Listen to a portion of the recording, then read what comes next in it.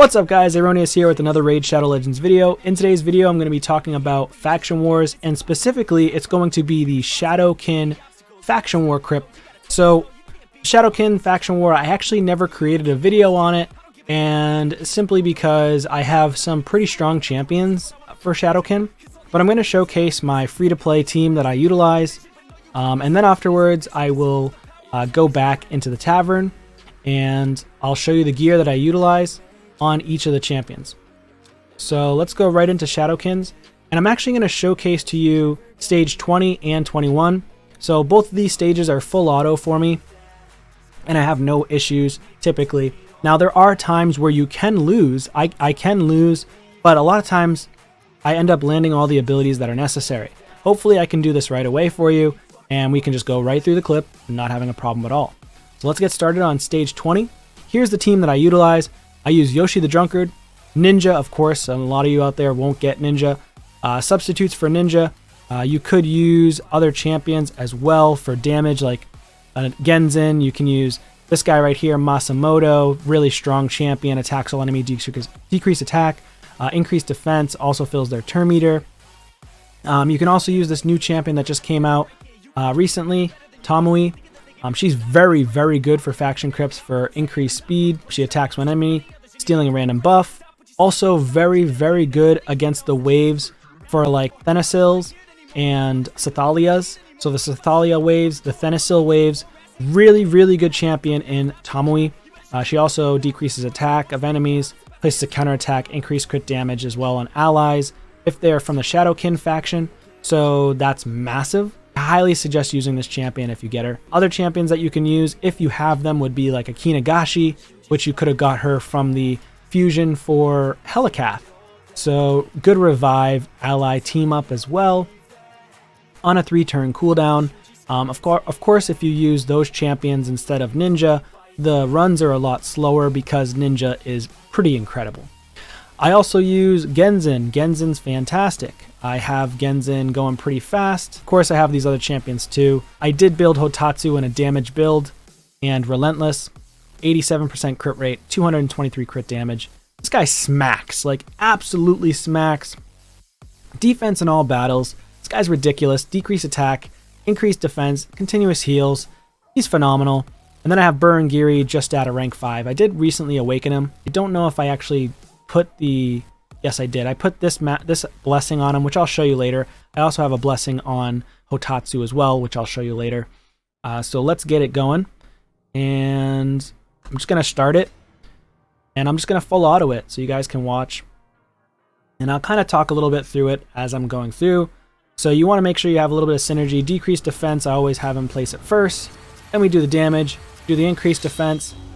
You can see that Genzin does some pretty big damage here, so you want to build your Genzin very, very powerful. Of course, you want to make sure your Ninja is freezing the waves if you have Ninja. If you don't have Ninja, go ahead and utilize Burungiri to place those stuns. It's going to be a little bit more RNG heavy with Burungiri, but you could put Burungiri also in a stun set with a Immortal set. But having Ninja, of course, is much, much better. Hotatsu should be in damage. He just took a turn there, an extra turn with his Relentless. I mean, we just absolutely demolished the wave there. And then once we get to the second wave, once we get past that first wave of Thenasils and Sathalias, it becomes very easy from there. The reason why we're not going to go down like at all is because the Relentless gears. So every time we do the Relentless proc, Hotatsu's going to go, and then he's going to smack. And then he places the decrease attack. So that's extremely helpful. And then of course, extra turn, boom, places the continuous heals as well as the increased defense with Hotatsu. Takes an extra turn, goes in, tries to smack.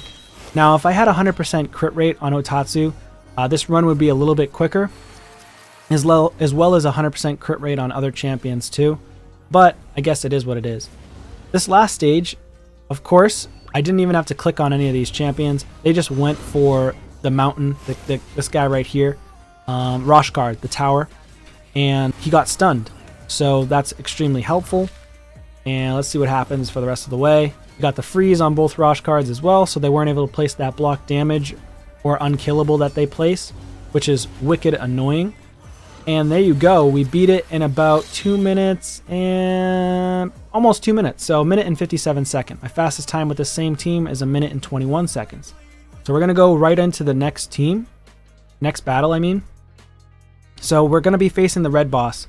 Now this is a hit or miss against the red boss, because if your abilities are RNG and you mess up, mainly we lose because of an RNG run. But majority of the times, I'd say for me, this is about a 90% win rate. And a lot of times I end up losing because of the boss, not because of the waves. The waves are fairly easy. It's the boss that can come out of nowhere and just smack your team down to the ground.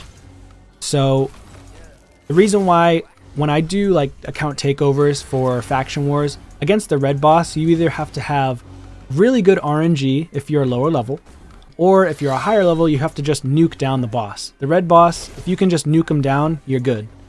But unfortunately, when you're early game, mid game, and you're still working on faction wars, it can be very difficult to get the right gear to synergize and get that damage out there. Also, just to talk about this second wave, Maneater is super annoying, and a lot of people end up losing against Maneater this wave because Maneater puts the unkillable, puts the block debuffs buff, and then you guys get nuked down by all these other champions. Now, of course, Ninja with the freeze is phenomenal. If you have Taragi the frog, Taragi has the provoke, and you have to book him out, which is going to be a better RNG for you. However, you can also put Taragi in a stun set. You can put Burengiri in a stun set, so that'll be super helpful. Putting decreased accuracy on the boss doesn't really help because he places the fear and stuns regardless.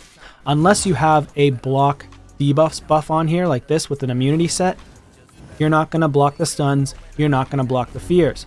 So the goal is to try to nuke this boss down as quickly as possible before we die. We got a counterattack, we placed the leech. Another reason why this person's so good in Hotatsu is placing that leech. It's ridiculous. So let's see if we end up beating it. So we did die, so we didn't get a 3-star, but we ended up beating the level, beating the stage. Now if I manualed that, I would have beat it with no problem, 3-star. But unfortunately, I did not manual it. The champions just use their abilities whenever they want. So I did get a new best time of 150, and that's simply because we went through the waves with no problem, and then we smashed on it. So it was very, very good. So yeah, so also bringing in Kinagashi, the Reviver, can be very helpful for you as an epic champion if you have Kinagashi. I do have Kinagashi, I just don't personally use her because I do a lot more damage to the boss. As you can see, I beat it in 1 minute and 50 seconds. So this boss is very, very easy for me. And you can see the person that did the most damage is going to be Ninja with 719,000 damage. In second is Hotatsu. Hotatsu does insane damage against the waves. And then when he gets to the boss, he does good damage as well. However, Ninja does more damage to bosses based on his passive ability, scaling up as he does more attacks against the boss. So there you go, there you have it. That's the team that I utilize. Let me just go into the tavern here really quickly to show you the team. All right, here's the faction. So I'm going to start off with Yoshi the Drunkard. So let's go ahead and show you his kit. So I do have Yoshi, and I'm a late game free-to-play player. I've been playing for a long time now, and so I have him in an immunity set, which is helpful for Arena. Eventually, I may or may not end up regearing him. I may end up regearing him when I get good enough gear into Stone Skin instead, because Stone Skin is like immunity. If you can put a 6-piece on him, you have 2-turn immunity. Also, it's more tanky, right? So you can take heavy hits. Yoshi is one of the best Go Second champions in the entire game. So, immunity set, I have him built with 242 speed, 396 accuracy. And again, I'm a late game, so this might not be, you might look at this like, oh my god, this is crazy, I can't hit this stats. You really only need around like 190 to 210 speed, and you don't need heavy damage on Yoshi if you have him. You only need 230 accuracy, so these stats are well above what you need. The reason why I have him so tanky and high stats is because I'm, again, a late game player, and I use him in Doom Tower as well. So I can beat hard Doom Tower, and you need these stats for hard Doom Tower. Next champion. Alright, so for the next champion, I do have Ninja. My Ninja is built in a speed set, in Relentless set, as much damage as I can get. He's at 44k HP, 2700 attack, 191 speed, 95% crit rate. I wish this was 100% crit rate, but you know, it is what it is. I have 252 crit damage, 350 accuracy. Again, for hard Doom Tower, you don't need those stats. You only need 230 accuracy. You can probably survive with like 200 crit damage, maybe 185 speed, maybe 180 speed. But the more speed you have, the better. Personally, with these types of builds, I would, if you're a lower level or lower spend or really early game or mid game, I would go for tankier stats, right, for your champions, because there I have, like I said, while I was playing, you need to build crazy damage or you need to build survivability. So with him, I have accuracy as a chest plate, right? It's accuracy because I need him to have high enough accuracy for Doom Tower, for Hydra, things like that. Whereas you probably would build him with an HP chest plate and maybe Immortal set, so he's taking enough turns to heal back up in case he gets hit by that boss. So the next champion I have is Genzin. I have him, now I used to have him built in a regen set and a speed set. I re-geared him recently and haven't completed his re-gearing yet. But I now have him in speed, perception, and still 2 pieces left of his old regen gear that I utilized when I first manualed to complete that Faction War stage. So right now his total stats, 235 speed, 352 accuracy, 90% crit rate, 137% crit damage. Obviously I want to get that higher, make him a little bit stronger, because he can do some pretty good damage against those waves as well. But mainly he's there to drop the defense and then take extra turns and keep going. And that allows you to nuke down the waves and nuke down the boss a lot faster with the decreased defense. And of course, masteries. I ended up going with Giant Slayer for his mastery because he has the triple hit on the A1. Extend with Master Hexer for the support tree. I highly suggest going with the support tree on him. And he has, I think, HP percent. He also has an accuracy chest plate as well, because I'm trying to re-gear him and put him into Tag Team Arena. And then for masteries for Ninja, I might not have gone over it, but he's in War Master, Counterattack Masteries. For the defense tree, a Resurgence very, very strong, especially for Arena, but I don't really use my Ninja in Arena that much. My Yoshi the Drunkard, also in a mastery for War Master. I put him for support, Evil Eye, and then I did Sniper to increase the chance of placing a debuff, and I did Lasting Gifts to extend the duration of the buffs cast by this champion, because I utilize him in Doom Tower and I utilize him in Arena. So very, very good champion. He's not booked out. I don't have a single book in him yet, but my Ninja's fully booked. My Genzin, I haven't put a single book into Genzin yet. For Hotatsu, he is fully booked. Masteries, I ended up putting him in War Master. Now, when I first beat that stage 21, I did not have full masteries. Highly suggest going with masteries, at least Life Drinker, and if you're too slow, go with Whirlwind of Death to increase the speed for every champion, for every enemy that this champion kills. So with Hotatsu, he's definitely going to kill somebody on those waves. He does big damage. So putting him in Whirlwind of Death is helpful, and then putting him in Life Drinker is also very helpful, so that he does damage. If he's under 50% HP, he can heal up a little bit. And then also have him in Relentless. His stats are pretty tanky because, again, I utilize him in endgame content. I utilize him in Clan Boss as well. And he actually does really, really good damage in Clan Boss. One of my highest damage dealers in Clan Boss for Ultra Nightmare.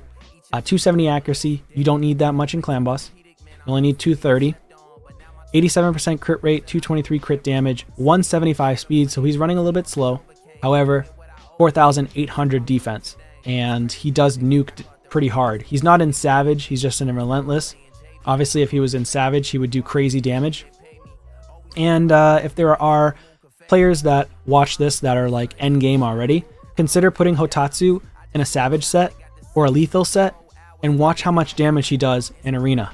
Trust me, you're going to like what you see. I already went over the masteries there. So here's the 4 there. And where is my last champion? Burengiri. Where's he at? I might actually have Burengiri in the vault. Alright, I got my Burengiri here. My Burengiri is the weakest champion out of the bunch, but he has a good passive. So the passive ability is very good for Burengiri. So for this Burengiri stats, he only has 181 speed, 197 accuracy, and you'll see that he did still land those stuns on the enemy waves, which was very helpful. I have him in a regen gear and perception because I needed to get as much stats as I could. This is how his gear has been for a very long time, and his skills are fully booked. I did just recently get the blessing for commanding presence on him, and then increase the ally resistance by 40 if you want to put him in the lead. And then for masteries, I didn't complete his masteries. I just did the masteries so I can get, like I said, so this has been the build for a long time since I previously beat it. Life Drinker, Whirlwind of Death. And then over here I went with more support HP, and then I did Bring It Down, and I did Wrath of the Slain as well. So there you have it. That is the team. Hope you guys enjoyed the video. Really appreciate you guys if you're watching, and if you like the content, consider subscribing to the channel. Leave a comment down below on what you'd like to see next, or if you want me to showcase any other champions for you. Thank you so much for watching. Take care.